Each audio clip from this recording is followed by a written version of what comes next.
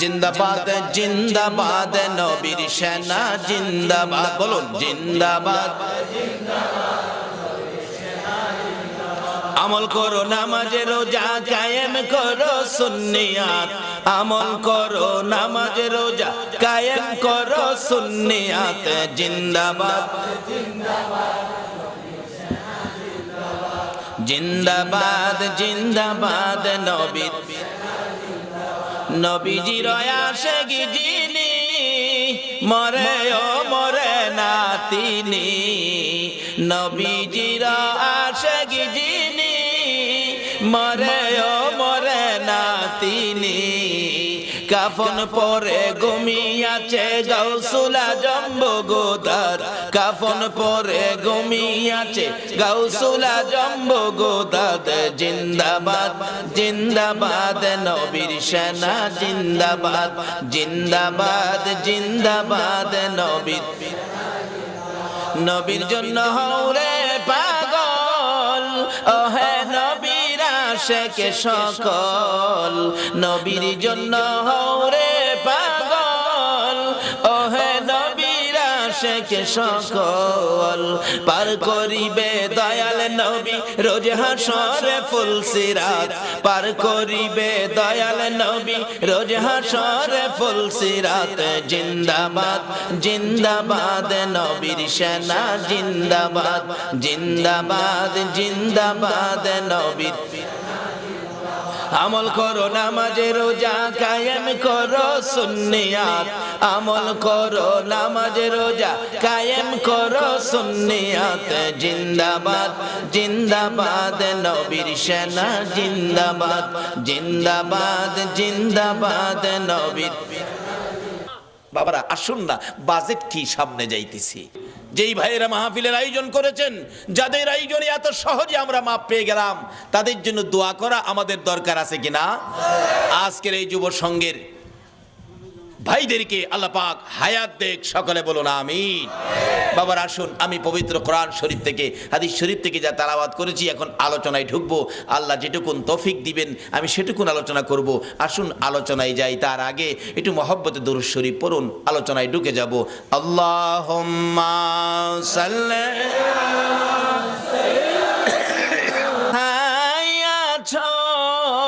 বুঝিনা তোমার মায়ায় কান্দে নবী, তোমার মায়ায় কান্দে নবী, শুয়ে সোনার মদিনা। আল্লাহুম্মা সাল্লি সাইয়্যিদিনা মাওলানা মুহাম্মদ ওয়া আলা আলি সাইয়্যিদিনা بلغ العلا بكماله كشف الدجى بجماله حسنت جميع خصاله صلى বাবারা ভাইয়েরা আসুন, আমি আলোচনায় ঢুকলাম। পবিত্র কোরআন শরীফ থেকে আমার সর্বপ্রথম তালাওয়াত ছিল কুল্লু নাফসিন যায়িকাতুল মাউত। আপনারা কি আল্লাহর কোরআন শরীফ মানেন? সবাই মানেন তো?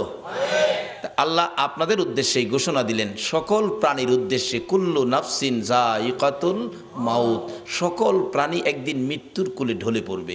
আচ্ছা, আমরা সকলের একদিন মরতে হবে, এই কথাটা কি রাইট? এই ঘোষণাটা কে দিলেন? কোন আল্লাহ? যার জমিনে থাকি। এটা আসলে উনিই দিতে পারেন, যিনি জমিনের মালিক। যেমন বাস্তব আসেন, আপনার 3টা বাড়ি আছে চট্টগ্রাম শহরে, ভাড়া দিয়ে রাখছেন, আপনার ইচ্ছে হয়েছে ভাড়াটিয়া বাহির করে দিবেন। এই মাসের প্রথমে বলে দিলেন, এই ভাড়াটিয়ার ভাইয়েরা আগামী মাসে কিন্তু আমার বাড়ি আপনাদের ছেড়ে দিতে হবে। আচ্ছা, আপনি বাড়িওয়ালা ভাড়াটিয়াকে নির্দেশ দিলেন বাড়ি ছেড়ে দিতে হবে, এই ভাড়াটিয়া কি আগামী মাসের পর আর থাকতে পারবে? আপনি বাড়ির মালিক, আপনি নির্দেশ দিয়েছেন 1 মাসের সময় দিলাম, আপনার 1 মাসের মধ্যে জায়গা জমিন দেখে অন্য বাসা দেখে আগামী মাসে আমার বাসা ছেড়ে দিবেন। একটা সাধারণ মালিক যদি নির্দেশ দেয় বাড়ি বাসা ছেড়ে দিতে হয়, যিনি সমস্ত পৃথিবীর মালিক সে আল্লাহ আমাদের উদ্দেশ্যে ঘোষণা দিয়েছেন, ওয়ারেন্ট পাঠিয়েছেন, তোমরা আমার জমিন ছেড়ে দিতে হবে। ঘোষণাটা কি? কুল্লু নাফসিন যায়িকাতুল মাউত। এই ঘোষণাই আগে যারা আসছিল তারা চলে গেছে, আমরা যারা আছি আমরাও যাইতে হবে। যাইতে যে হবে, আমি আপনাদের কাছে একটা প্রশ্ন রাখি, আপনারা মৃত্যু হয়ে গেলে কোন দেশে যাবেন?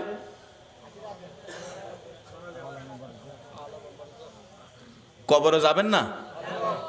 আখেরাত তো এখন না, আখেরাত তো বহু দূরে। প্রথম কই যাবেন? সবাই বলুন কই? আচ্ছা, কবরে যে যাবেন, কবরের অবস্থা কি জানেন? আমি যে বললাম দুইটা লাইন আছে, একটা লাইনে যদি কবরে যাইতে পারেন তাইলে কবরে পাবেন খাউন। খাউন কোরআন শরীফে বলছে আল্লাহ, বাল আহিয়াউন ইনদা রাব্বিহিম ইরজাকুন। আল্লাহু আকবার বলুন। একটা লাইনে কবরে গেলে পাইবেন খাউন, আর একটা লাইনে কবরে গেলে পাবেন আগুন। আপনারা কি আগুনের লাইনে যাবেন না খাউনের লাইনে যাবেন? সবাই কি খাউনের পক্ষে?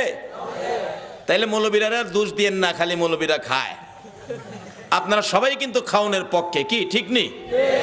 আমরা এমন একটা লাইন ধরবো যে লাইনটাই কবরে গেলে খাউন, আর যে লাইনটাই কবরে গেলে আগুন, এটার থেকে আমরা আল্লাহর কাছে পানা চাবো। রাজি আছেন তো? তা আসুন, এই কবরে যখন যাইতেই হবে, লাইন দুইটা রাখলাম, আসবে পরে কোন লাইনে আগুন কোন লাইনে খাউন। অবশ্য কবরে কিন্তু যাইতেই হবে। কি? যে কোর্ট থেকে ওয়ারেন্ট, এই কোর্টের রায় অমান্য করার ক্ষমতা পৃথিবীর কারো? আমাদের তত্ত্বাবধায়ক সরকার পারবে অমান্য করতে? জাতিসংঘের মহাসচিব পারবে? বুশে পারবে? এর বাফে পারবো? এর বাফে পারে নাই, গেছে গা। এমন এক কোর্টের রায়, কুল্লু নাফসিন যায়িকাতুল মাউত, সকল প্রাণী মৃত্যুর কোলে ঢলে পড়বে। তাইলে আসুন আমরা এ রায় মাইনা নেই, না মানলেও থাকার সুযোগ। তাহলে মৃত্যুর পরে আমাদেরকে কবর নামের কারাগারে পাঠাবে, কবর নামের কারাগারে পাঠাবে। আসুন, এই কবরে যাওয়ার আগে রাস্তা দুইটা, একটা কবরে আগুন, একটা কবরে খাউন। আসুন, সামনে আসতেছে। তাইলে আমরা যখন মৃত্যু হবে কিভাবে মরলে ভালো হয়, কোন রাস্তায় কি করতে হবে, একটু পরামর্শ আল্লাহরে জিজ্ঞা। আল্লাহ আমরা এখন কি করতে পারি বলেন? আল্লাহ আপনাদেরকে ভালো পরামর্শ দিতেছে কোরআন শরীফ। ইয়া আইয়ুহাল্লাযীনা আমানু দুখুলু ফিস-সিলমি কাফা। ও বিশ্বাসীরা, ইমানদাররা, তোমরা পুরাপুরি ভাবে ইসলামের মধ্যে ঢুকে যাও। বলুন কিসে ঢুকতে বলছে? তা আমরা তো ইসলামে আছি, আবার কেন ঘোষণা দিল? তাহলে বোঝা গেল আমরা পুরাপুরি ভাবে ইসলামে ঢুকি নাই, কিছু বেজাল আমাদের মধ্যে আছে। এই বেজাল যে আছে এটা বুঝবেন কেমনে যে কোন জিনিসটা বেজাল কোনটা সঠিক? আল্লাহ তাও কোরআন শরীফে ফাইসালা দিছে। তোমরা সঠিকটা বুঝতে গেলে তোমরা একটা কাজ করো, সেটা কি? অমাইয়ুতির রাসূলা ফাকাদ আতা আল্লাহ। তোমরা আমার রাসূলের কথাগুলি শোনো। কার কথা বলুন? এই রাসূলের কথা চন্দ্রের শুনে, শোনেনি? সূর্যের শুনে, আল্লাহু আকবার বলো। কুল কায়নাত শুনে, আল্লাহর আরশ কুরসি লৌহ কলম শুনে, এমন কোন মাখলুকাত নাই যিনি আমার নবীর কথা শুনে না। কেন? এই নবীর কথা শোনার জন্য বলেছে আমার আল্লাহ। আল্লাহ বলেছে তোমরা আমার এই রাসূলের কথাগুলি শুনো, মানো, কারণ এই নবীর কথা মানলেই হবে আমি আল্লাহর কথা মানা। কোন নবী? তাও আল্লাহ ঘোষণা দিয়েছে কোন নবী? ওমা আরসালনাকা ইল্লা রাহমাতাল লিল আলামিন। যে নবী সকল সৃষ্টির জন্য করুণা, সকল সৃষ্টির জন্য যিনি রহমত। বাবারা ভাইয়েরা, এই নবীর কথা যদি মানতে পারেন, এই নবীর পক্ষে যদি আসতে পারেন, তাহলে আমার আল্লাহ আপনাকে কি দিবে? মা বাবারা ভাইয়েরা, মক্কার ঘটনা বাস্তব ঘটনা। এই নবীর পক্ষে সর্বপ্রথম যিনি জীবন দিয়েছিলেন ইনি একজন মহিলা। ইনি হলেন হযরতে সুমাইয়া। সুমাইয়ার জীবনী নবীজির পক্ষে থাকবে, নবীজিকে ভালোবাসবে, নবীজির কথা মানবে, নবীর আদর্শ ধরবে, নবীর পক্ষে থাকবে, ইসলাম বুঝবে, ইসলাম শান্তি, ইসলামের পক্ষে থাকবে। এই অবস্থা দেখে নিষ্ঠুর পাষাণ আবু জাহেল সুমাইয়াকে প্রশ্ন করে বসলেন, সুমাইয়া রে, বাতিজার পক্ষে থাকবি, আমার পক্ষে থাকবি না? আমি তো মক্কা নগরীর গর্জিয়াস নেতা। হ্যাঁ বলে, মক্কা নগরীর গর্জিয়াস নেতা। সুমাইয়া ডাকে, ও মা বোনেরা শোনো, তোমাদের মতো একটা মহিলা নবীর পক্ষ ধরে জীবনে কি রোজগার করেছে? রে আবু জাহেল, তোমার কথা মানার জন্য আমার আল্লাহ বলে নাই, কিন্তু তোমার বাতিজার কথা মানার জন্য আল্লাহ বলেছে। আপনারা কি আল্লাহর কথা মানতেন না? সুমাইয়া কই, মুখে মুখে কথা বলে দিলাম আবু জাহেল, তোর কথা শুনবো না, আমি আমার নবীজির কথা শুনবো। আবু জাহেল বলেন, এত বড় দুঃসাহস কারো তো নাই এই মক্কা নগরীতে। আবু জাহেল নিষ্ঠুর পাষাণ এক পর্যায়ে রাগ হইয়া, সন্ত্রাসী আবু জাহেল সুমাইয়াকে শেষরাইয়া ঘর থেকে বাহির করে মরুভূমির খোলা জায়গায় দাঁড় করাইয়া টাইনা টাইনা পরনের সবগুলো কাপড় খুলে ফেলেছে। যে কাপড়টা খোলা যায় না, টাইনা টাইনা ছিঁড়ে ফেলেছে।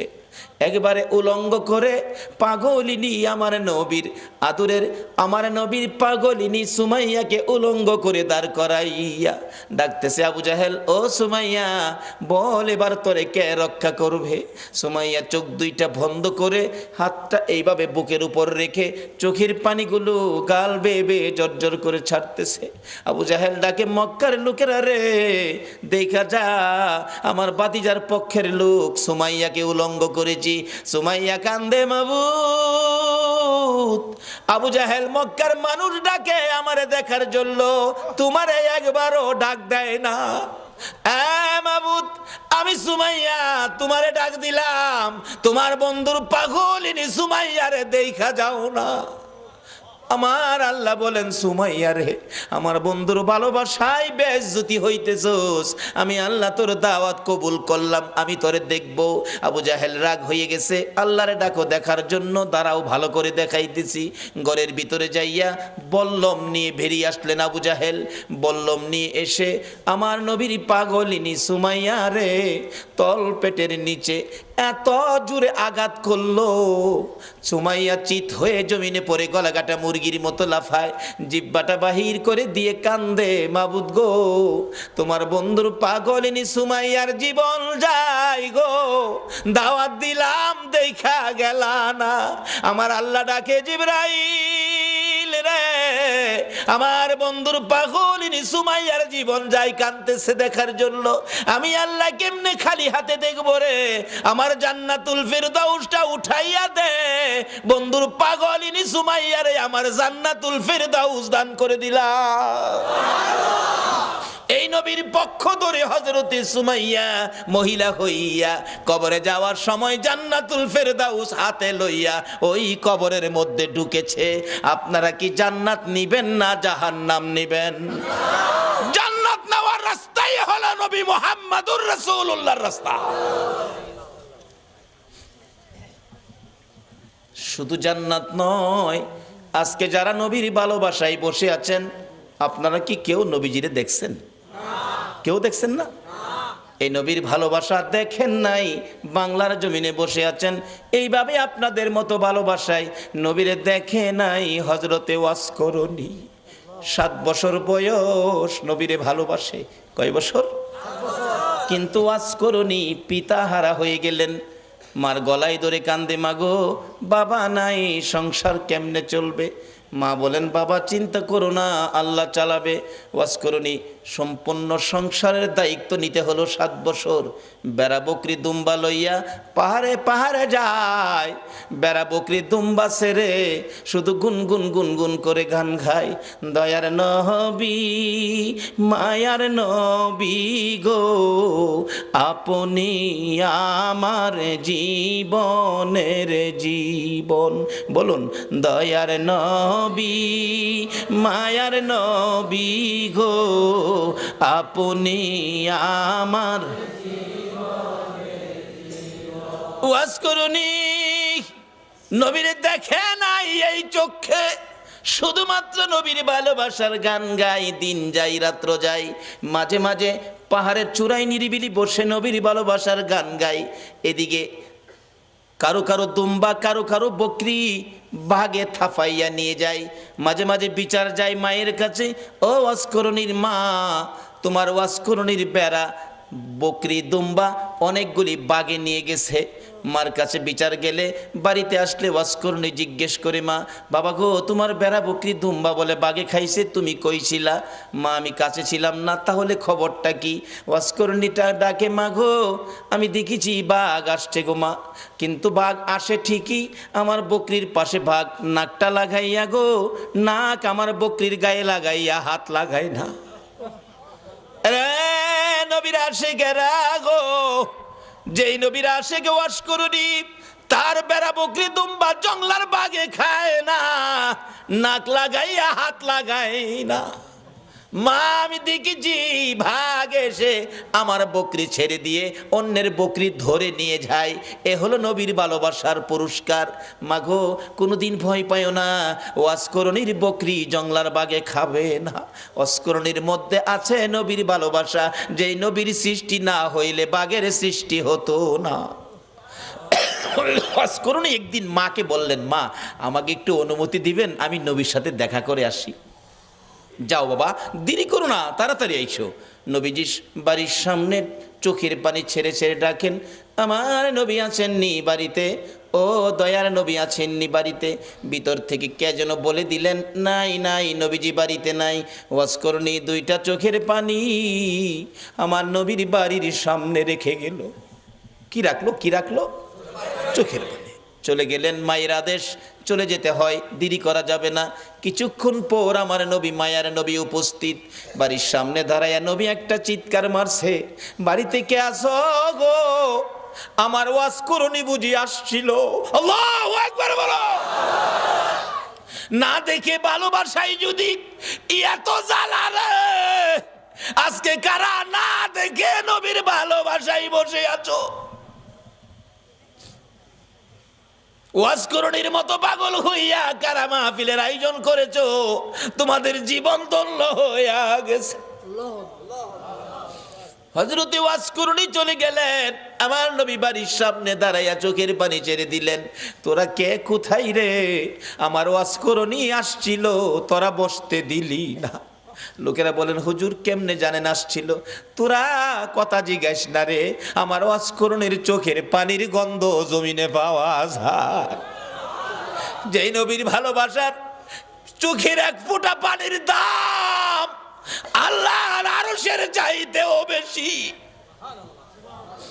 যেই নবীর ভালোবাসার একটা ফোঁটা চোখের পানি যদি কারো জমিনে পড়ে তার জন্য জাহান্নামের আগুন হারাম হইয়া যায় ওয়াসকরণী আসছিল তোরা বসতে দিলি না আমার ওয়াসকরণী চলে গেল রে ওয়াসকরণী আর কোনোদিন নবীর সাথে দেখা হয় নাই যেদিন আমার নবী জগৎ ছেড়ে চলে যাবেন মদিনার রওজা পাকে শুয়ে যাবেন তার আগে আগে আবু বকর ওমর সাহাবীরা জড়ো হয়ে তাদের একটা আলোচনা শুরু হয়ে গেল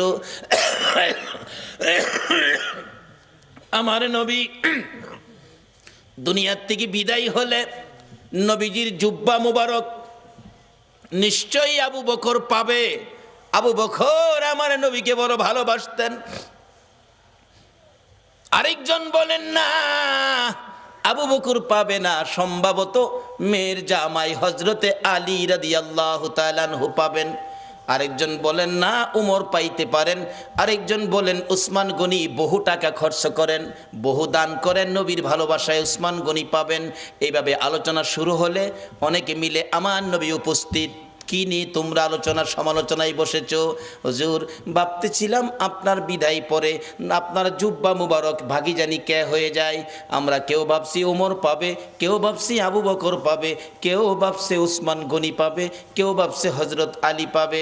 আমার নবী দুইটা চোখের পানি জর্জর করে ছেড়ে দিয়ে কান্দে, সাহাবীরা রে আমার জুব্বা মুবারক তোমরা কেউ পাবি না, আমার জুব্বা পাবে আমার ওয়াজ করনি রে।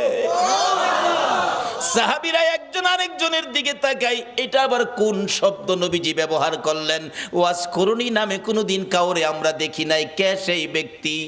জীবনে কোনোদিন আসতে দেখি নাই, আমাদের সাথেও দেখা হয় নাই। এটা কেমন পাগল রে, জীবনে দেখা নাই, জুব্বা পেয়ে গেল। আমার ওয়াজ করনি যদি নবীর ভালোবাসায় জীবনে দেখা নাই, নবীর জুব্বা পেতে পারে। আমার মন বলে আজকে যারা মিলাদুন নবীর আয়োজন করে এই নবীর ভালোবাসায় বসে আছো গো, আপনাদের সঙ্গে আমার নবীর স্বপ্নের দিদার হইয়া যাবে। আল্লাহ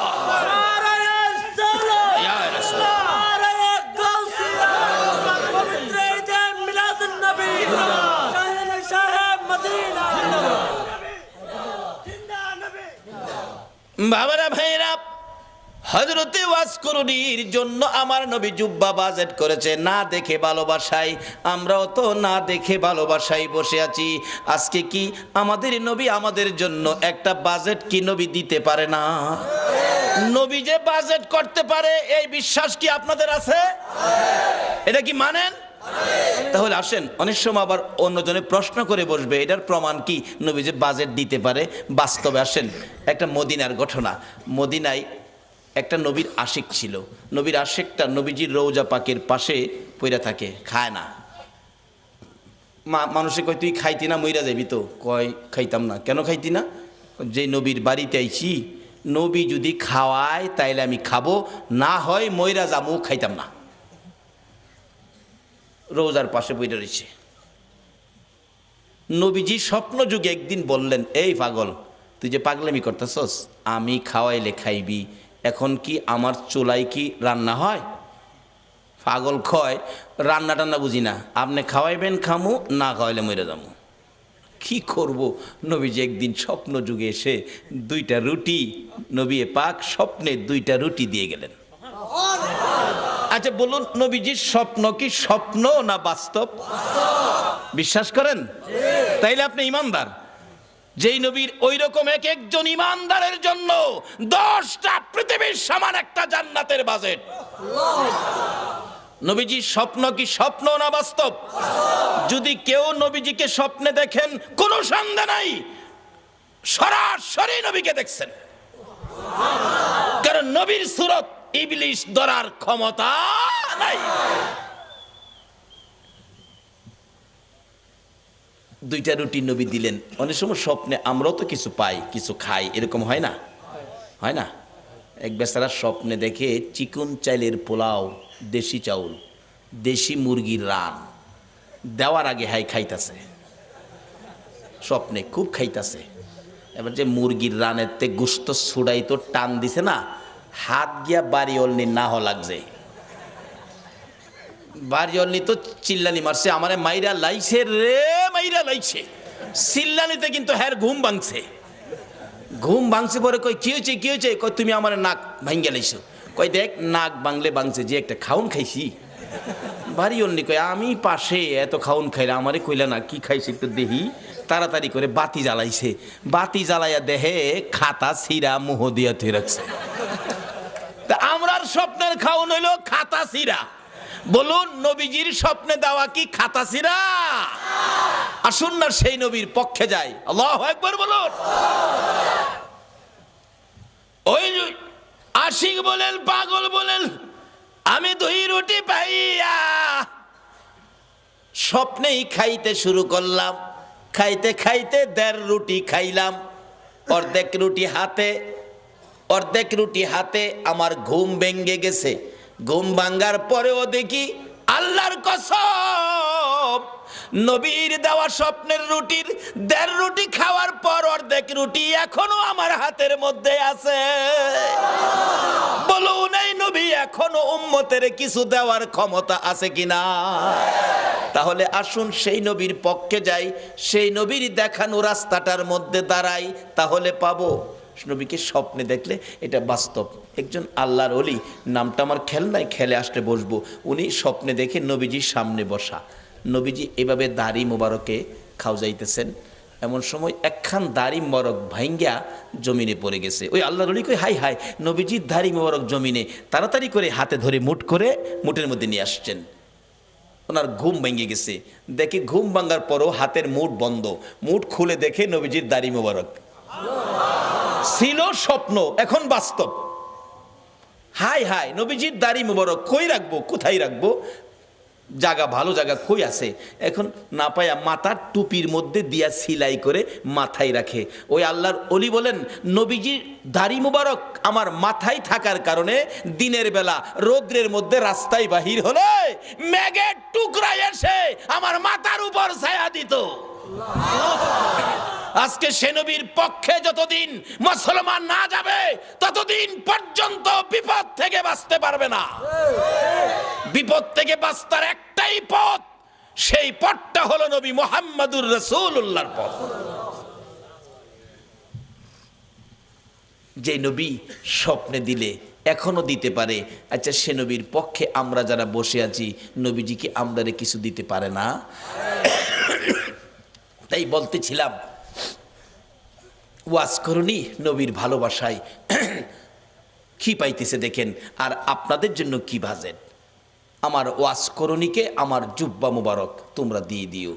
আবু বকর উমর প্রশ্ন করে বসলেন, হুজুর ওয়াজ করুনি কে, কোথায় থাকে, পরিচয় কি?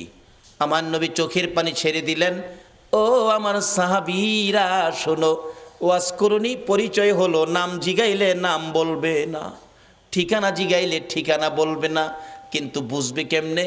তার হাতের মধ্যে সাদা অল্প একটু দাগ আছে, এই দাগটা দেখলেই বুঝবি ইনি হলেন আমার ওয়াজ করুনি। লম্বা ঘটনা। আবু বকর উমর লইয়া, মতান্তরে আবু বকর হযরত আলীকে লইয়া নবীজির জুব্বা মুবারক নিয়ে পাহাড়ে পাহাড়ে ঘুরে ওয়াজ করুনির খবর পাই না। বাবারা ভাইয়েরা, ও বাবারা ভাইয়েরা, আসুন না নবীর আশেক কিভাবে পরিচয় পাওয়া যায়।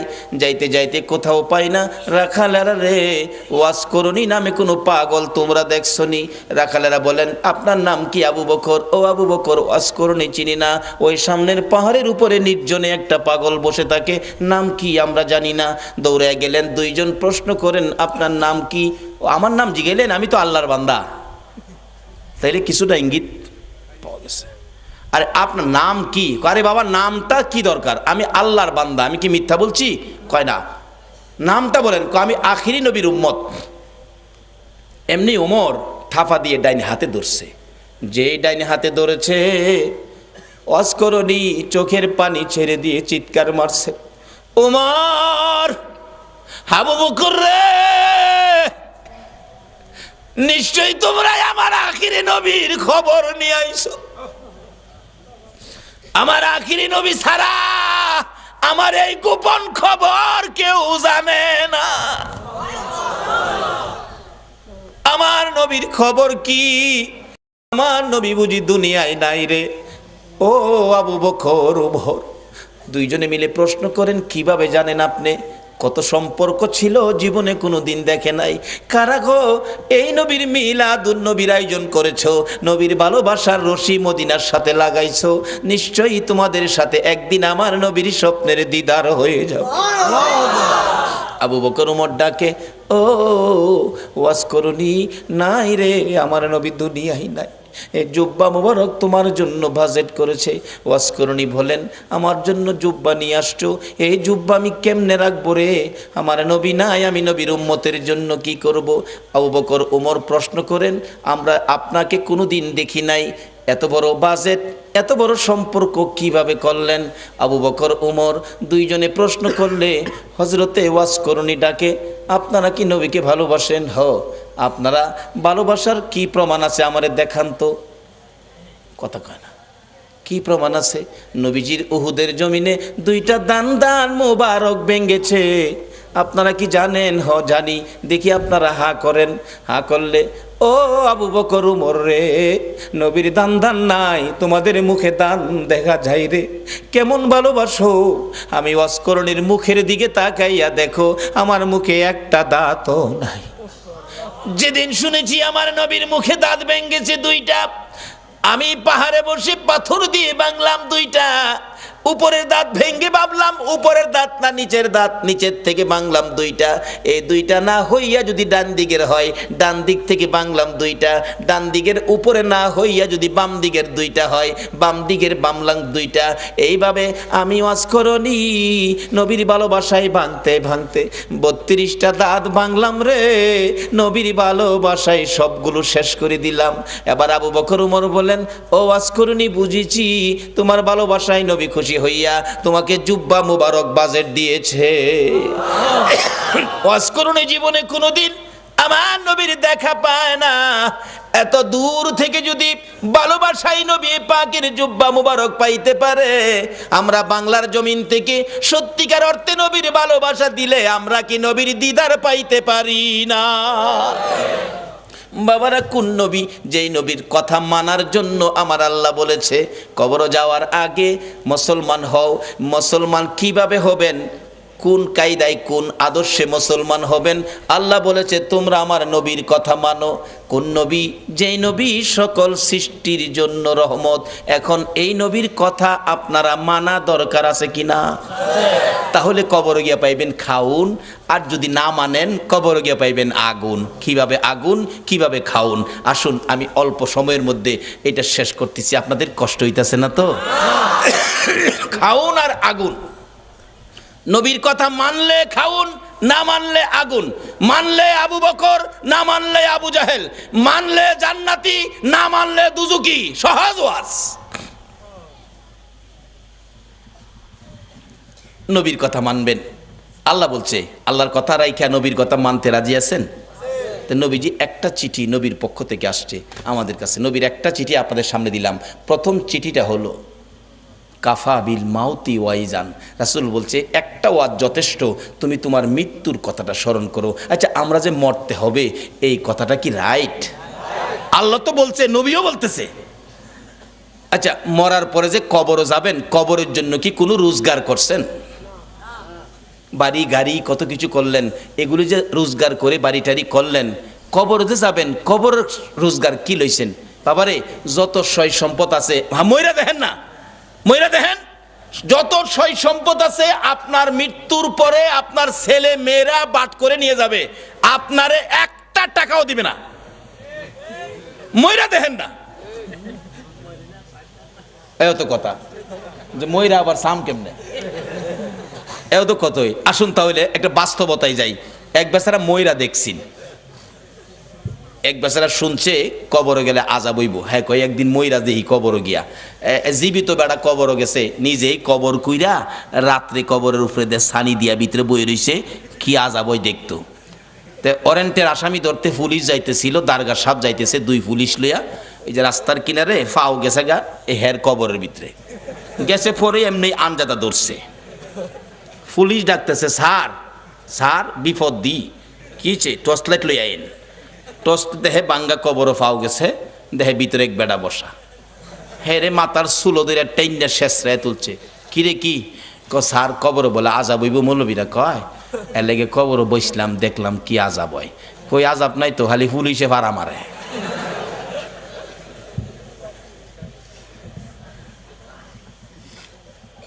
পরে আনজাদা ধরলাম, পরে দেখলাম যে চুলো দুইটা টাইনা তুললেন, এই তো আর আযাব কই। পুলিশ দু তিন বাড়ি ফুটকির মধ্যে দিছে, ফাতলামি করতে আর জায়গা ফাস্তা যা বাড়ি। সকালবেলা মানুষ দেখছি মৌলবীরা যে কই কবর আযাব দেখেছি, ফইলা এক পুলিশে ভাড়া মারে। পরে আরেকটাই চুলো দুইটা টাইনা তুলে, আরেকটাই দুইটা ফুটকিত বাড়ি দেয়, এরপরে যা বাড়ি এহেন আর। আচ্ছা, আসলে কি কবর আযাব এটা? এই বেটা মরার আগে মইরা দেখছি। ও যুবক, কবরের আযাব পাকিস্তানের ঘটনা। 91 সনে মাসিক পত্রিকার খবর, একটা যুবক মৃত্যু হলে পীর দুহা কবরস্থানে তাকে দাফন করার জন্য কবর কুরে লাশ নিয়ে গেছে, যা দেখে কবরটা বন্ধ হয়ে গেছে। অর্থাৎ কবরে বুঝাইতেছে তোর মতো পাপীকে আমি রাখবো না। 91 সনের মাসিক পত্রিকার ইমাম সাহেব ছিলেন আল্লাহর ওলি মানুষ। আল্লাহর ওলি আসনা দেশে, এখন তো ওলিদের মর্যাদা নাই, এখন ওলির দরকার পড়ে না, এখন ওলির কোনো প্রয়োজন পড়ে না, যে যুগ পড়ছে। আবার মাঝে মাঝে দেখি পড়ে, যখন বন্যায় সারা দেশ পানির নিচে নেয়গা, তখন দেখছি রেডিও সেন্টারে গান দেয়, ওলি আল্লাহর বাংলাদেশ, কয় না, শহীদ গাজীর বাংলাদেশ, তাদের হস্তে রহম করুন আল্লাহ। এই লজ্জা করে না তাদের হস্তে তাদের দোয়ায় যে দাও? বিপদে বললে বুঝি ওলি দরকার পড়ে, এরপরে ওলি লাগে না।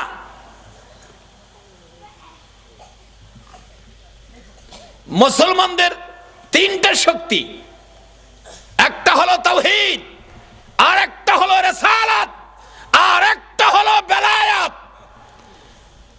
বেলায়েতের শক্তির হাতগুলি কত পাওয়ার, এই হাতগুলি কেন বন্ধ করা হলো? এই জন্যই বাংলার মুসলমান বিপদে পড়ল। তার আগে নবীর চিঠি হাতে নেন, নবীর চিঠি, আর দুনিয়া ও মাজরাতুল আখিরা। বাবারে যুবক, দুনিয়ায় বন্ধুর চিঠি পাইলে 3 বার করে পড়ো বন্ধুর চিঠি। বান্ধবীর চিঠি পাইলে দরজা বন্ধ করে পড়ো ওই নবীর চিঠি পড়ো, যেই নবী 63 বছর জিন্দেগি উম্মতি উম্মতি বলে কাঁদছে, এখনো সোনার মদিনায় শুইয়া শুইয়া আমার নবী 24 ঘন্টা উম্মতি উম্মতি বলে কান্দে। বলুন, এই নবীর পক্ষে থাকা আমাদের দরকার আছে কিনা? বাবারা ভাইয়েরা, এই নবীর চিঠির মর্যাদা যদি দিতে পারেন ভাগ্য ভালো হয়ে যাবে। চিঠির মর্যাদা দিয়েছেন উমরের জীবনী খুলুন, হযরত উমর। নবীর চিঠি নয়, নবীর আদুরের নাতি ইমাম হুসাইন রাদিয়াল্লাহু তাআলা আনহুর চিঠির মর্যাদা দিয়ে উমরের জীবন তো ধন্য হয়ে গেল। হুসাইনের চিঠির মর্যাদা দিয়ে যদি উমরের জীবন ধন্য হয়, নবীর চিঠির মর্যাদা দিলে বলুন আমাদের জীবন ধন্য হবে কিনা?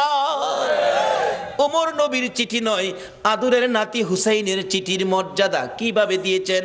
হুসাইন, ওমর যখন মদিনার রাষ্ট্রপতি, হুসাইন এবং ওমরের ছেলে আব্দুল্লাহ দুইজন খেলাধুলা করতে যায়, এক পর্যায়ে হুসাইন বলে ফেললেন ওমরের ছেলেরে, গোলামের বাচ্চা গোলাম।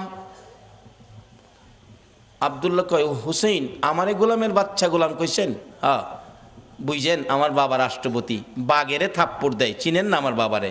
বাড়িতে গিয়ে কয়, আব্বা ওমর কি? হুসাইন আমারে কয়, আমি বলে গোলামের বাচ্চা গোলাম, আপনি বলে বড় গোলাম, আমি বলে বাচ্চা গোলাম। ওমর হাসে, কয় আব্বা আপনি হাসেন, বিচারটা করতে হবে।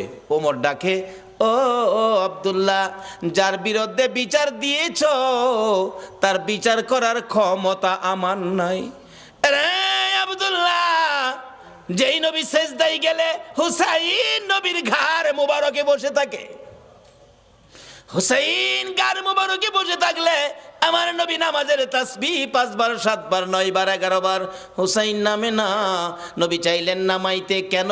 আল্লাহনি প্রশ্ন করে বসে, বন্ধু গো, নামাজের সেজদায় গিয়ে নাতি কাঁধে লইয়া পড়ে আছো, নাতি পাইয়া কি আমি আল্লাহর কথা ভুলে গেছো? চাইছিলেন গাট থেকে নামাবেন, এমনি সময় আমার আল্লাহ বলেন, জিবরাইল রে আমার বন্ধুর কানে খবর দে, হুসাইন আমার বন্ধুর ঘাড়ে বসা আছে, আমি আল্লাহর কাছে বড় ভালো লাগে, যতক্ষণ পর্যন্ত হুসাইন ইচ্ছা করে না নামবে রে, ততক্ষণ পর্যন্ত যেন আমার বন্ধু সেজদায় পড়ে থাকে। এই হুসাইনের বিচার করার ক্ষমতা আমি উমরের নাই। না বাবা, বিচার করতে হবে, যাও জুমার দিন বিচার হবে মসজিদে নববীতে।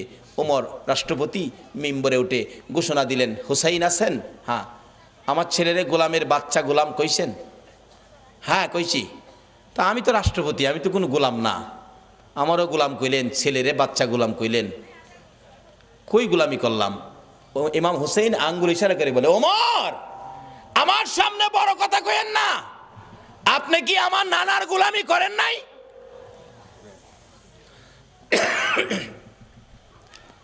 ওমর দুইটা চোখের পানি গাল বেয়ে বেয়ে জর্জর করে ছেড়ে দিলেন। মসজিদে নববীর মুসল্লিরা রে, তোমরা কি শুনেছো হুসাইন আমাকে কি বলছে? শুনেছি। আমি বলে নবীর গোলামি করেছি। হ্যাঁ। হুসাইন পারবেননি এই কথাটা কাগজে লিখে দিতে? পারবো। আমি দেখছি যেটা পারবো না। আমার নানার গোলামি করেছে ওমর, তাই ওমরের ছেলেরে গোলামের বাচ্চা গোলাম গালি দিলাম। ওমর এই চিঠিখানি হাতে লইয়া ডাকে, মসজিদের নববীর মুসল্লিরা রে, আমি নবীর গোলামি করেছি, প্রমাণ দিয়েছে ইমাম হুসাইন। আমি ওমর আর কোথাও কোনো ভয় করি না।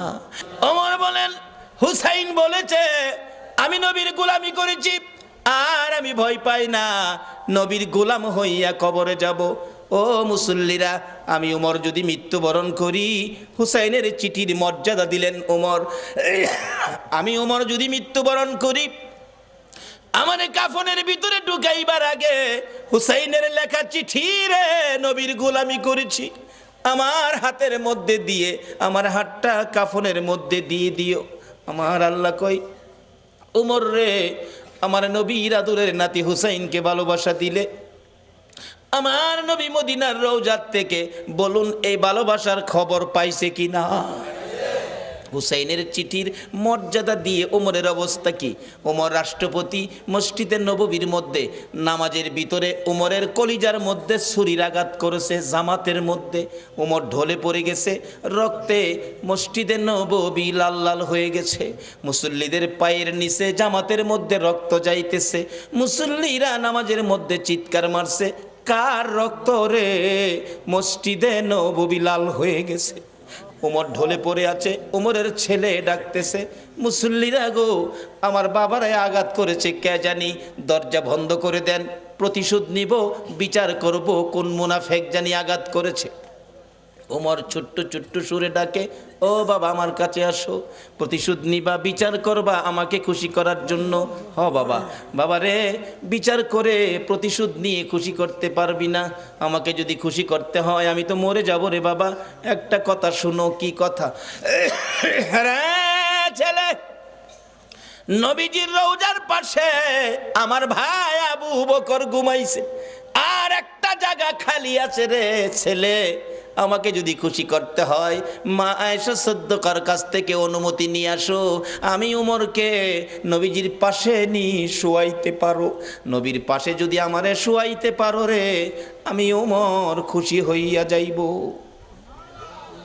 অথচ তখনও তিনি রাষ্ট্রপতি, ইচ্ছে করলে গায়ের জোরে শুইতে পারতেন, কিন্তু ইসলাম কোনোদিন গায়ের জোর ব্যবহার করে না। নবীরে মানেন, সব বুঝে আসবে। দৌড়ে গেলেন উমরের ছেলে, মা আয়েশা সিদ্দিকা, আমার বাবাকে ছুরির আঘাত করেছে, বাবার মৃত্যু হয়ে যাবে, বাবা কাঁদতেছে, নবীজির রোজার পাশে একটু জায়গা এখানে শোয়ার জন্য অনুমতি দেবেন? মা আয়েশা ভাবতেছেন, ইচ্ছে ছিল আমি এখানে শুইব নবীজির পাশে, এক পাশে আমার বাবা আবু বকর, আরেক পাশে আমি শুইব। ওমর অনুমতি চাইলেন, কি বলবো, আচ্ছা আপনি এখন যান, আমি একটু পরামর্শ করি। ওমরের ছেলে চলে গেছে, বাবা অনুমতি হয় নাই, তুমি আবার যাও, আবার যাও। আবার আয়েশা দেখে মা আয়েশা সিদ্দিকা নবীজির রওজার পাশে দাঁড়িয়ে আছে, প্রশ্ন রাখতেছেন, নবী গো, ওমর আপনার পাশে শুইতে চাই, ইচ্ছে ছিল আমি আয়েশা আপনার পাশে শুইব। হুজুর বলুন কে আপনার পাশে শুইব? আমি আয়েশা না উমর? আমার নবী হুসাইনের চিঠির মর্যাদা দেওয়ার কারণে রোজার ভিতর থেকে নবী ডাকতেছে, রে আয়েশা, আয়েশা রে, আমার উমরকে আমার পাশে শুয়ার অনুমতি দে। নবী ডাইকা ডাইকা পাশের বিছানায় শোয়াইলেন। নবীর আদরের নাতি হুসাইনের চিঠির মর্যাদা দিলে নবী যদি ডাইকা ডাইকা পাশে শোয়াই গো, এই নবীর চিঠির মর্যাদা সরাসরি দিলে বলুন বিপদে পড়লে নবী আমাদের পাশে আসবে কিনা? বাবারা ভাইয়েরা, মরতে হবে, মরার আগে আসুন রাস্তাটা ক্লিয়ার করি, নবীর চিঠির মর্যাদা দেই।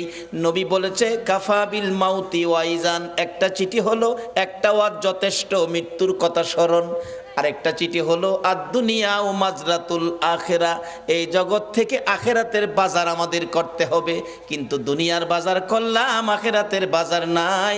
মরে দেখেন আপনার কিছুই দুনিয়ার সঙ্গী নাই। আরে মা বাবার কথা মতো যে জন চলে না, বলুন মা বাবার কথা মতো যে জন চলে না, আল্লাহ নবীজির দয়া তারা পাবি না। হায়রে আল্লাহ নবীজির। মা বাবাকে দুঃখ দিলে নামাজ রোজা যাই বিফলে, মা বাবাকে দুঃখ দিলে নামাজ রোজা যাই বিফলে, মার কলি যায় আগা দিলে খোদা সহে না, মার কলি যায় আগা দিলে খোদা সহে না, আল্লাহ নবীজির দয়া তারা পাবি না। হায়রে আল্লাহ নবীজির। মা একটা চিৎকার মারছে, রে কবিরাজ আমি মা রাজি আছি। একজন শুধু রাজি হইছে, বলুন এই ব্যক্তিটা কে? জোরে বলুন কে? কোন মা রে? আমার নবী বলেছে এই মায়ের পায়ের নিচে তোমার জান্নাত। বাবারে আর যাই করো না করো, মা বাবার মনে কষ্ট দিও না। মা বলেন কবিরাজ আমি রাজি আছি। কবিরাজ বলেন মা কেউ রাজি হলো না, আপনি কেন রাজি হলেন? মা দুঃখের কথাগুলো বুঝাইতে চাইতেছে, কবিরাজ রে এই সন্তান যখন আমি মায়ের পেটে ছিল 10 মাস 10 দিন, কোন রাত সারা রাত আমি ঘুমাইতে পারি নাই, দাঁড়ায়া দাঁড়ায়া কাটাইছি। যেদিন বাবা দুনিয়ায় আসবে রে কবিরাজ, প্রথম দিনের ব্যথা সহ্য করেছি, কারো কাছে কই নাই। দ্বিতীয় দিনের ব্যথা জিহ্বা কামড়ায় সহ্য করেছি। তৃতীয় দিনের ব্যথা সহ্য করতে পারি নাই রে কবিরাজ, বেহুশ হয়ে গেছি। আমার শাশুড়ি মা দৌড়ায় আসছে, আমার বৌমার কি হলো? আশপড়শি মুরব্বী মহিলাদেরকে দৌড়াইয়া জোর করেছে। মহিলারা বলছে ভয় পায়েন না, অন্য কিছু না, আপনার বৌমার সন্তানাদি হবে। তাহলে তোমরা আমার বৌমার মাথায় পানি দাও গো, আমার বৌমা বেহুশ হয়ে গেছে। রে কবিরাজ বালতির পর বালতি পানি মাথায় দিয়ে জ্ঞান যখন ফিরলে রে কবিরাজ, এত ব্যথা সহ্য করতে পারি না। আমি মুরব্বী মহিলাদেরকে বলেছিলাম সন্তানের প্রসব এত ব্যথা আমি আগে জানি না গো মা। ও মুরব্বী মা মহিলারা আমার একটা দাও দাও, নিজের গলা নিজে কাইটা মৃত্যুবরণ করি, সহ্য করতে পারি না। দেখলাম মহিলারা দাও জাতীয় সবগুলো জিনিস ঘরের বাইরে ফালাইয়া দরজা বন্ধ করে দিয়েছে। আবার বলেছিলাম মহিলারা গো আমার 2 টাকার বিষ কিনা দাও গো, সন্তানের প্রসবের এত ব্যথা আমি আগে জানি না।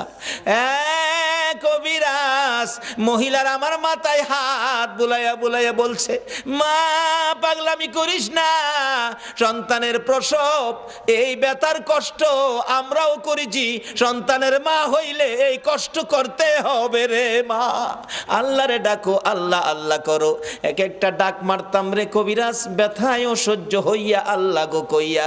এই ডাকগুলি যখন শুনে আমার আল্লাহ আরশে বসে বাজেট দিয়ে দিলেন। ফেরেশতারা রে যেই মা প্রসব ব্যথার যন্ত্রণায় আমারে আল্লাহ গো কইয়া ডাক মারে রে, এক একটা ডাকের বিনিময় এক একটা কবুল হজের নেকি আমি আল্লাহ দান করে দিলাম। মার কষ্টের বিনিময় আমার আল্লাহ দেয়, আমরা সন্তানেরা দেই না। বাবারে ভালোবাসতে পারেন নবীকে, মসজিদ বানাইতে পারেন, মাদ্রাসা বানাইতে পারেন, নামাজ পড়তে পারেন, রোজা করতে পারেন, হজ করতে পারেন, যাকাত দিতে পারেন, মুফতি মুহাদ্দিস মুফাসসির হইতে পারেন, মক্কা মদিনার ইমাম সাহেব যদি হয়ে যাও, এই মা বাবারে যদি কষ্ট দাও গো আমার নবীর সুপারিশ নসিব হবে না। নবীর ভালোবাসার সাথে এই সম্পদগুলো পরিষ্কার রাখুন, মা বাবার সাথে সম্পর্ক ভালো রাখুন। আসলে মা আপন, নবীজি বলে গেছে মার পায়ের নিচে জান্নাত, যার পায়ের নিচে জান্নাত এর চেয়ে দামি মানুষ পৃথিবীতে আর নাই। এই মার দাম নাই, এই মার ইজ্জত নাই, এই মার কদর নাই, এই মার সম্মান নাই। তাহলে রোজগার কি করেছেন? নবীর চিঠি বাড়িতে নেন। নবী বলেছে আর দুনিয়া ও মাজরাতুল আখেরা, দুনিয়াটা আখেরাতের বাজার। বাবারে, কবর সামনে, কার জানি কবে ডাক আসে। একটা কবরে রোজগার করে যাবেন, কবর গেলে পাইবেন খাউন, আর একটা কবরে যাবেন পাইবেন আগুন। দুইটা পক্ষ, আগুনের পক্ষ আর খাউনের পক্ষ। এটাই হবে আমার শেষ কথা। আগুনের পক্ষ, একজন নবীজির সাহাবীর জীবনী, বদর প্রান্তরের উপর দিয়ে যাচ্ছিল, দেখে একটা বিশাল ব্যক্তি, সারা শরীরে আগুন দাউ দাউ করে জ্বলতেছে, হাতের মধ্যে আগুনের বেরি, গলার মধ্যে আগুনের জিঞ্জিল, পায়ের মধ্যে আগুনের জিঞ্জিল, দুইজনে ধরে রাখছে, আগুনের লাঠি দিয়া মারতেছে বদর প্রান্তরে। ওই লোকটাকে দেখে ডাকতেছে, ভাই আমার এক গ্লাস পানি দাও, আগুনে পুড়ে আমার সব ছাই ছাই হয়ে গেছে। ওই দুইজন লোক বলতেছে, চলে যাও, পানি দিও না। নবীজির সামনে হাজির, ইয়া রাসূলুল্লাহ, বদর প্রান্তরের উপর দিয়ে আসতেছিলাম, এই ঘটনা দেখলাম, ব্যাপারটা কি, ঘটনাটা কি? নবীজি বলেন, শোনো, যারে দেখছো কবর থেকে আগুনের ধাও ধাও করে পুড়তেছে, যারে দেখছো এই লোকটাই হলো আবু জাহেল। আগুনের জিঞ্জিল বাঁধা যারা ধরে রাখছে তারা হলো ফেরেশতা, আগুনের ডান্ডা দিয়ে মারতেছে, তারা শাস্তি দিতেছে। এইভাবে শাস্তি চিরকাল তার হবে কবরের মধ্যে। এই আগুন দাউ দাউ করে জ্বলবে। আমার কাছে পানি চাইছিল, পানি দিতে নিষেধ করলো, তার কপালে পানি নাই, পানি কোনোদিন সে পাবে না। নবীর পক্ষ নেয় না বিদায়, আবু জাহেলের কবরে আগুন। আর আপনারা যারা নবীর পক্ষ নিলেন, নবীর পক্ষে কবর গেলে কি এটাই হবে শেষ কথা? আমার নবীর একজন আদুরের ভালোবাসার সাহাবী ছিলেন, মদিনার ঘটনা। যেই সাহাবীটার নাম কিতাবে আসছে আসওয়াদ, আরবি হলো আসওয়াদ, বাংলা হলো কালো, কালামিয়া।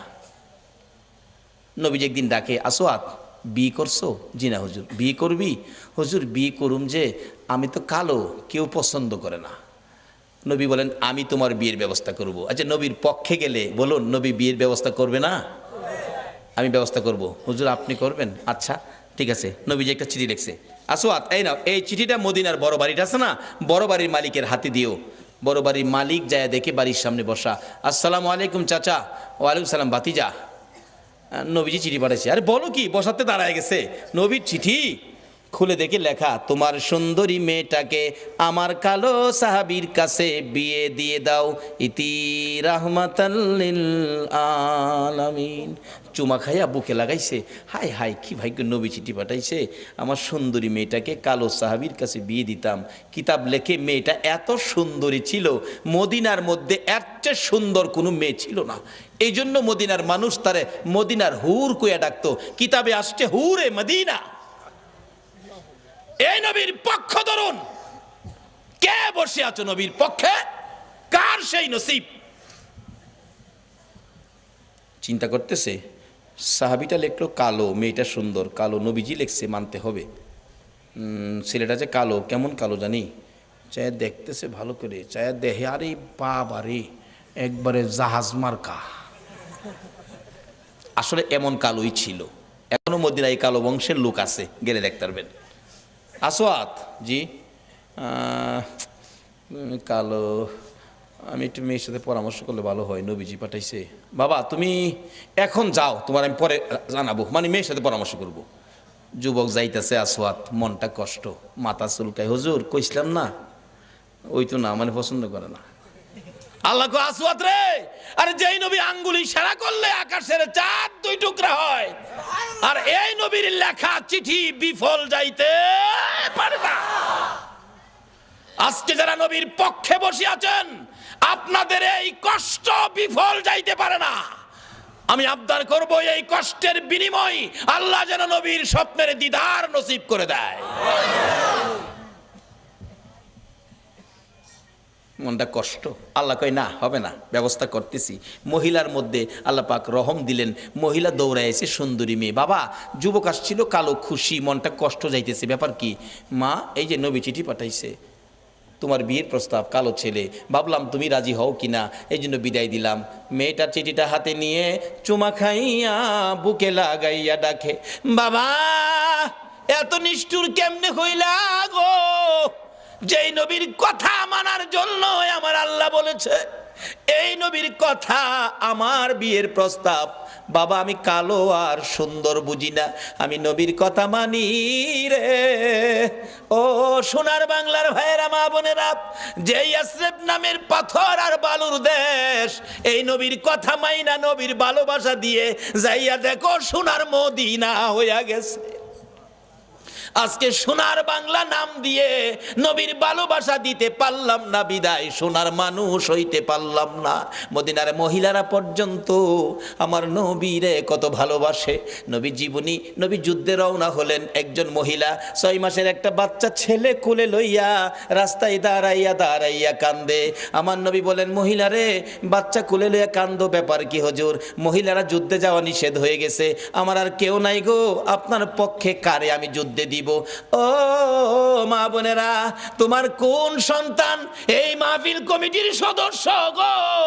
তোমার ভাগ্য ভালো, ওই মদিনার মহিলা নবীর পক্ষে দেওয়ার জন্য কুলের সন্তান লইয়া দাঁড়াইয়া রইছে। আজকে কোন মায়ের সন্তান এই মিলাদুন নবীর কমিটির সদস্য হয়েছে? মাগো তোমার জীবন ধন্য। হুজুর আমার এই ছেলেটাকে যুদ্ধের ময়দানে নিয়ে যান, আমার আর কেউ নাই, কাকে আপনার পক্ষে দিব? নবীজি হাসে, এ কি বললা তুমি? 6 মাসের শিশু, সে কি যুদ্ধ করতে পারবে, তীর মারতে পারবে? এবার ডাকতেছে মহিলাটা, হুজুর জানি সে পারবে না, কিন্তু আমার মনে বড় দুঃখ, না জানি নবীর গায়ে কেউ আঘাত করে গো নবী, আমার ছেলেটারে নিয়ে যান, তীর যদি মারতে নাও পারে, আমার মন বলে কাফের বেঈমানেরা যদি আপনার দিকে লক্ষ্য করে তীর মারে গো নবী, এই তীরগুলো আপনার গায়ে লাগার আগে আগে আমার ছেলেটারে তীরের সামনে তুলে ধরে রাখবে। তীর খাইয়া আমার 6 মাসের ছেলে দুনিয়ার থেকে বিদায় হয়ে যাবে, আমি মায়ের কোনো দুঃখ থাকবে না, কিন্তু রাসূলের গায়ে যেন আঘাত না লাগে। মদিনার মহিলারা পর্যন্ত এইভাবে আমার নবীরে ভালোবাসতেন। আজকে ইয়াসরিব নামের পাথরের দেশ সোনার মদিনা হয়ে গেছে। এবার মেয়েটা ডাকতেছে, বাবা গো আমি সুন্দর আর কালো বুঝি না, নবী চিঠি পাঠাইছে, নবীর কথা মানতে যাইয়া সুন্দরী মেয়ে কালোর কাছে বিয়ে বসতে রাজি হয়ে গেলাম। বাবা ডাক দেন, যাইতেছে গা, নবী কষ্ট পাবে। মদিনার মহিলারা পর্যন্ত নবী কষ্ট পাবে এই কাজ করতে রাজি না। ডাক দেন, বাবা তো আগেই রাজি। আসওয়াদ কালামিয়া আসেন। দাহের সাইজ দেখা যা ভালোই, বিয়াটা যদি হয় আপনারা কি দাওয়াত দিলে যাইবেন? কেউ রাজি না, যাইতেন না? বুঝছি কিছু টাকা পয়সা লাগে হয়তো, বিয়াত গেলে এলেগে রাজি না। আরে এই বিয়ার টাকা লাগতো না, রাজি কিনা কন? যাউন লাগতো না, বিয়া হয়ে গেছে। আসেন। আসসালামু আলাইকুম চাচা। ওয়ালাইকুম সালাম বাতিজা, কি ব্যাপার? বাবা আমার মেয়ে তো রাজি হয়েছে। কত রাজি হলে তো খুশির ব্যাপার, আল্লাহকে রাজি হইতো না, রাজি করাইছি। নবীর পক্ষের বেইজ্জতি হতে পারে না, এটা আল্লাহ দেবে না। বাবা শুনেন, মহারানার টাকা আনছেন? আসওয়াদ কয়, মহারানার টাকা? নবীর চিঠি ছাড়া আমার কাছে আর কিছু নাই। আচ্ছা এই নবীর চিঠি থাকলে আর লাগে কিছু?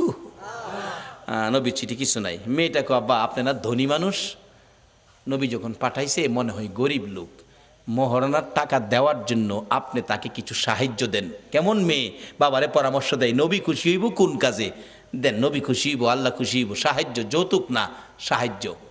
মেয়ের পরামর্শ দিলেন, আসওয়াদ নেন এটা মহারণা দিয়েন। আবার জিগাই, আসওয়াদ আজকে বিয়ে হলে একটা নতুন কাপড় কিনতে পারবি, টাকা আছে? এমটি পকেট, একবারে খালি, কিছু নাই। দিবেন কিনা কন? না দিলে জামুগা, অন সাহসে উঠছে। মেয়েটাকে, বাবা এটা পাগল, যাইতে দিয়েন না, নবী কষ্ট পাইব। বাবা আপনারা ধনী মানুষ, কেমন মেয়েও বাবারে পরামর্শ দেয়, ধনী মানুষ না আপনি, দেন না বাবা। একটা কাপড়ের টাকা দিলেন, মহারানার টাকাও বাবা দিলেন। লইয়া আসওয়াদ মদিনার মার্কেটে বিয়ের বাজার করবে। কাপড়ের দোকানে ঢুকলেন, দোকানদার কাপড় দে, সুন্দরী মেয়ে বিয়ে করব, দেখেন কোনটা নিবেন কোনটা না। আসওয়াদ দেখতেছে কোনটা নিবে কোনটা না। এমন সময় শুনে রে রাস্তা দিয়ে কে যেন পাগলের মতো দৌড়ায়, এতিমের মতো কান্দে আর ডাকে, রে মদিনার দোকানদারেরা, ও মদিনার যুবকেরা, ও মদিনার সাহাবীরা, খবর পাইছো নি আল্লাহর বন্ধু যুদ্ধের ময়দানে রওনা হয়ে গেছে।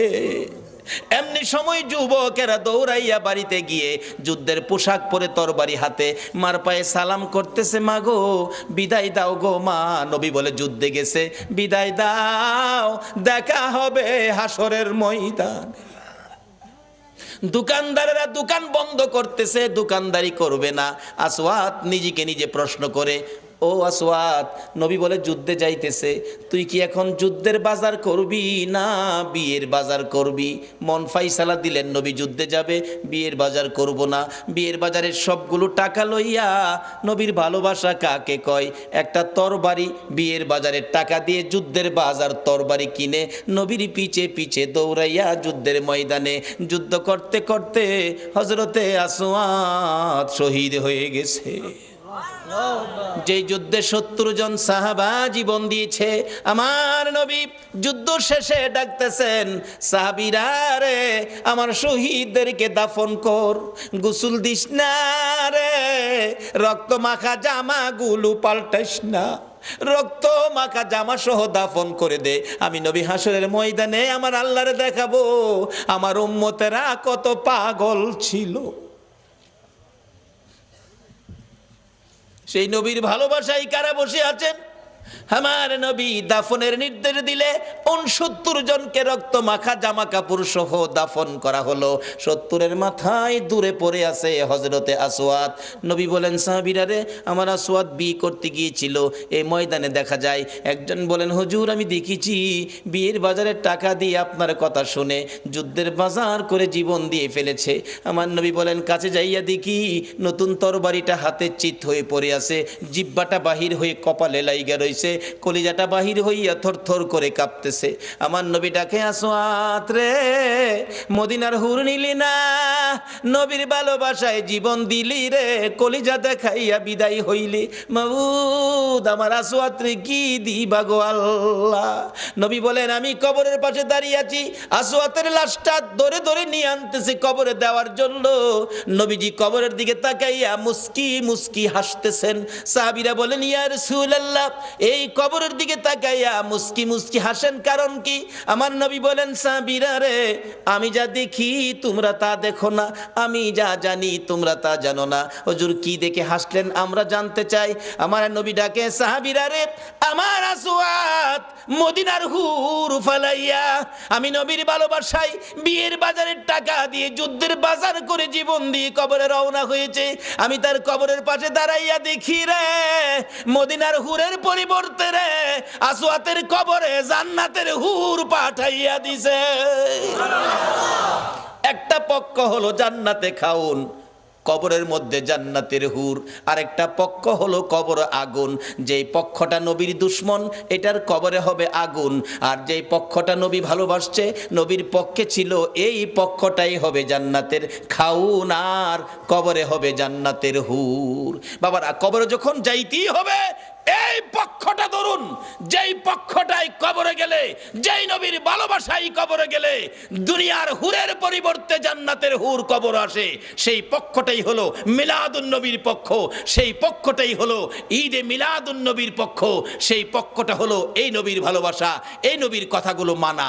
আল্লাহ আমাদের সকলকে এই নবীকে ভালোবাসা, এই নবীর কথা মানার তৌফিক দান করুক। সকলে বলুন আমিন। আসুন দেখি কার ইমানি শক্তি কত। ওই নবীর উপর দুরুদ সালাম মদিনা পাঠাইতে আপনারা কে কে রাজি? আসুন নবীর উপর দুরুদ সালাম মদিনা পাঠাইয়া নবী সালাম আলাইকা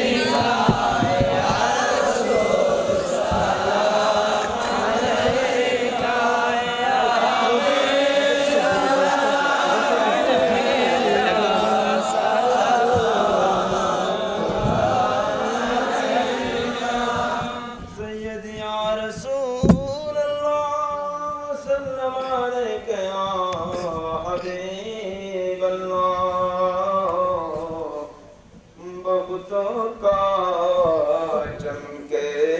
सितारा हाज़िर का हो इशारा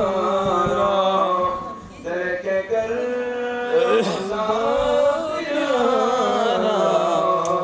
करता है गुनाह तुम्हारा या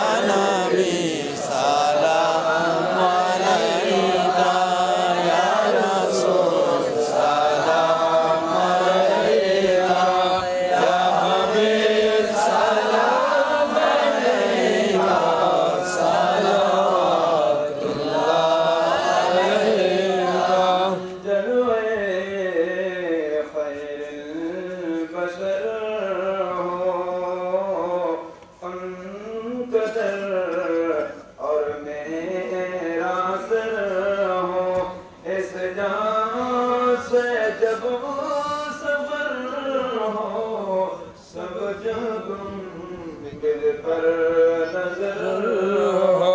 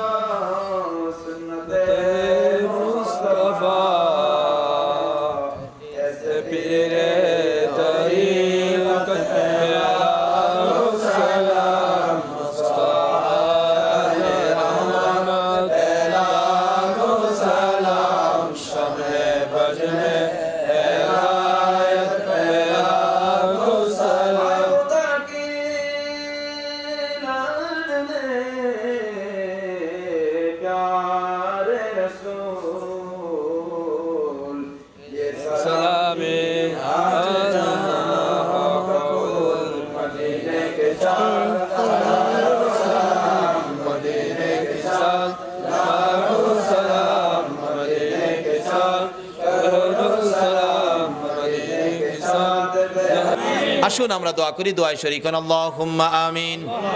রব্বানা যালামনা আনফুসানা ওয়া ইল্লাম তাগফির লানা ওয়া তারহামনা লানাকুনান্না মিনাল খাসিরিন। রাব্বিরহামহুমা কামা রাব্বায়ানি সাগীরা। রব্বুল আলামিন জান্নাতের বাগানে বসে জান্নাতি মেহমান লইয়া তুমি যার প্রেমে সব বানাইছো, ওই নবীর আশেক পাগল লইয়া বাংলার জমিন থেকে দুরুদ ও সালাম মদিনা পাঠাইছি গো আল্লাহ। আমাদের দুরুদ ও সালামগুলো পাখির মতো উড়াইয়া উড়াইয়া দয়ার নবী মায়ার নবীর রওজা আতহারে পৌঁছাইয়া দাও আল্লাহ গো। মিলাদুন নবীর উসিলাই, আজকের মাহফিলের উসিলাই, দুরুদ ও সালামের উসিলাই আমরা যারা হাত বাড়াইছি আমাদের তামাম জিন্দিগির গুনাহগুলো ক্ষমা করে দাও। মাবুদ, জানি দুনিয়ায় থাকবো না, আমাদের আগে যারা আসছিল সবাই বিদায় হয়ে গেছে, কবে জানি আমরা বিদায় হয়ে যাই। জানি পৃথিবীতে থাকবো না, তারপরেও শয়তানের দোকাই পড়ে দুনিয়ার মায়ায় পড়ে যত গুনাহ করেছি সবগুলো গুনাহ এই মাহফিলের উসিলাই মাফ করে দাও আল্লাহ গো। মাফ যদি না করো, কবে জানি মৌতের চিঠি দিয়ে আজরাইল পাঠাইয়া দাও, কবে জানি কার বিছানা খালি হইয়া যায়, কবে জানি বড় বাড়ি বড় ঘর সুন্দর বিছানার থেকে চারজনে দৌড়ে দৌড়ে টাইনা টাইনা বাহির করবে। উঠানের কিনারে পর্দা টানাইয়া উত্তর দিকে মাথা দিয়ে শুয়াইয়া নাকে কানে তুলা লাগাইয়া রে বড়ি পাতার গরম পানির জীবনের শেষ গোসল করাবে। আদুরের সন্তানেরা বারিন্দায় দাঁড়ায়া দাঁড়ায়া ডাকবে, বাবা গো পর্দার ভিতরে কিসের গোসল করো গো বাবা।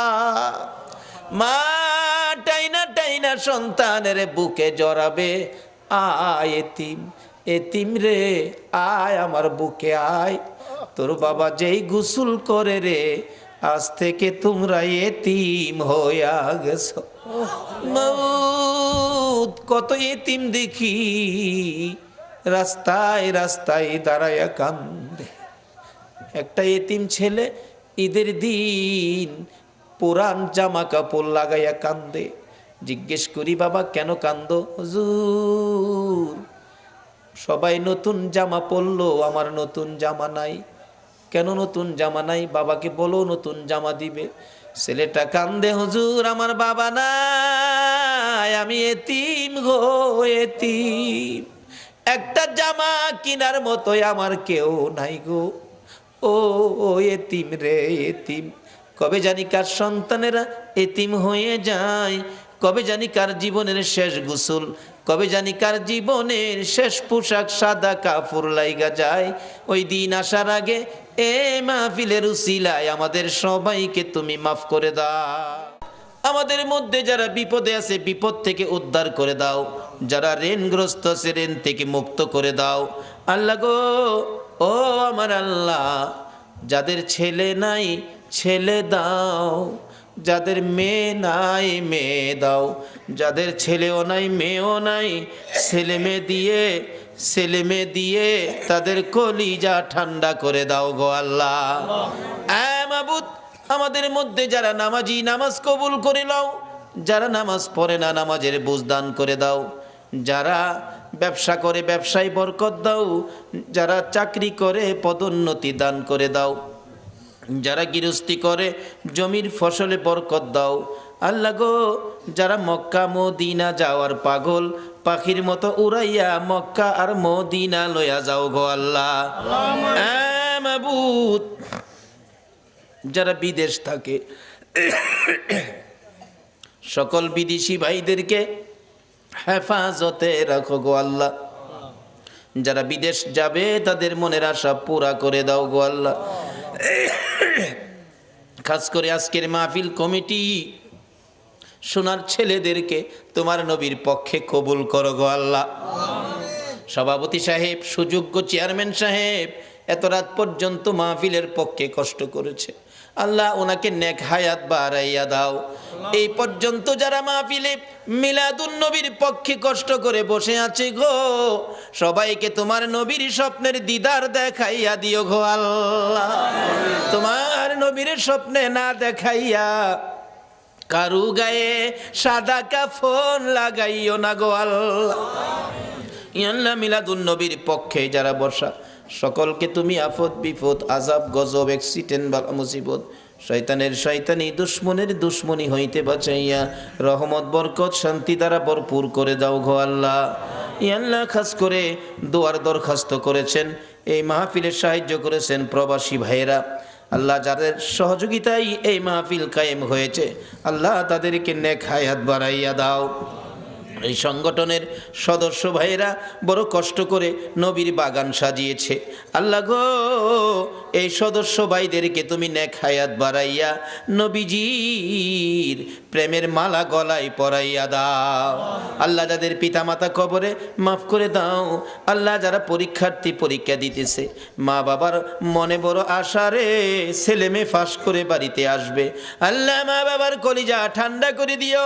সকল পরীক্ষার্থী ভাই বোনদেরকে তুমি কামিয়াবি দান করে দিও গো আল্লাহ। ইয়া আল্লাহ খাস করে মাহফিলে যারা স্বেচ্ছাসেবক পরিশ্রম করেছে কষ্ট করেছে, আল্লাহ তাদেরকে নেক হায়াত দাও, নবীর গোলাম হিসাবে কবুল করে নাও গো আল্লাহ। যাদের সহযোগিতা করেছে এই মাহফিলের জন্য, আল্লাহ এই গ্রামবাসী সকলে মিলে তাদের মিলেমিশে থাকার তৌফিক দাও। যারা মাহফিলে কষ্ট করেছে সাহায্য সহযোগিতা করেছে, তাদেরকে তুমি আল্লাহ সব জায়গায় সাহায্য করে দিও গো আল্লাহ। ইয়া আল্লাহ খাস করে যারা এই প্রতি বছর মাহফিলের পক্ষে থাকে, আল্লাহ মাহফিলে থাকে থাকবে আসছে আসবে সাহায্য সহযোগিতা করেছে করবে, সকলকে তুমি কাল কিয়ামতে নবীর গুদারায় উঠাইয়া ফুলসিরাতের ফুল পার করে দিও গো আল্লাহ। এই সংগঠনের সদস্য যারা বিদেশ থাকে সবাইকে তোমার দুরুদ সালাম, আল্লাহ গো তোমার নবীর দুরুদ সালামের প্যাকেট করে তোমার কুদরতি হাতে দিলাম। এই সদস্য বিদেশের জমিনে যারা থাকে সবাইকে তুমি হেফাজতে রাখো গো আল্লাহ। সকলকে তুমি রুজি রোজগারে বরকত লাগাইয়া বেশি বেশি করে নেক হায়াত বাড়াইয়া দাও আল্লাহ। যারা নবীর মিলাদের পক্ষে আসে না আল্লাহ, সবাইকে বুঝ দিয়ে নবীর মিলাদের পক্ষে কবুল করে নাও আল্লাহ। মসজিদ কমিটির সদস্যদেরকে নেক হায়াত বাড়িয়ে দাও, তোমার ঘরের খেদমত বেশি বেশি করার তৌফিক দান করে দাও আল্লাহ। যাদের ছেলে নাই ছেলে দাও, যাদের মেয়ে নাই মেয়ে দাও, যাদের ছেলেও নাই মেয়েও নাই ছেলে মেয়ে দিয়ে কলিজা ঠান্ডা করে দাও আল্লাহ। যাদের অনেক উপযুক্ত ছেলে রুজি রোজগারের ব্যবস্থা নাই আল্লাহ, এই যুবকদেরকে রুজি রোজগারের ব্যবস্থা করে দাও। অনেক উপযুক্ত মেয়ে বিয়ে শাদী হয় না আল্লাহ, তুমি তাদের বিয়ে শাদীর ব্যবস্থা করে দাও আল্লাহ। এই এলাকায় রহমত বরকত দিয়ে ভরপুর করে দাও আল্লাহ। আমাদের সকলকে আসমানি জমিনি বালা মুসিবত হইতে বাঁচাইয়া রহমতের প্যাকেটের মধ্যে কবুল করে নাও আল্লাহ। এই মাহফিল তোমার কুদরতি হাতে দিয়ে গেলাম, কিয়ামত পর্যন্ত এই মাহফিল তুমি কায়েম রাখো। এই মাহফিলের পক্ষে যারা আসছে আসবে, সাহায্য সহযোগিতা করেছে করবে, সকলকে কাল কিয়ামতে নবীর গুদারায় উঠাইয়া ফুল সিরাতের ফুল পার করে দিও আল্লাহ। মা বোনেরাও কষ্ট করেছে, রাবিয়া বস্তির মতো বানিয়ে দাও। কাল কিয়ামতে খাতুনে জান্নাত ফাতেমাতুজ জাহরার সাথে হাসর নসিব করে দিও আল্লাহ। মাহফিল শেষে যারা যেখানে যাবে সহি সালামতে পৌঁছাইয়া দিও। সাল্লাল্লাহু তাআলা আলা খায়রি কলকিহি মুহাম্মাদিন ওয়া আলা আলিহি ওয়া আসহাবিহি আজমাইন বিহাক্কি লা ইলাহা ইল্লাল্লাহু মুহাম্মাদুর রাসূল।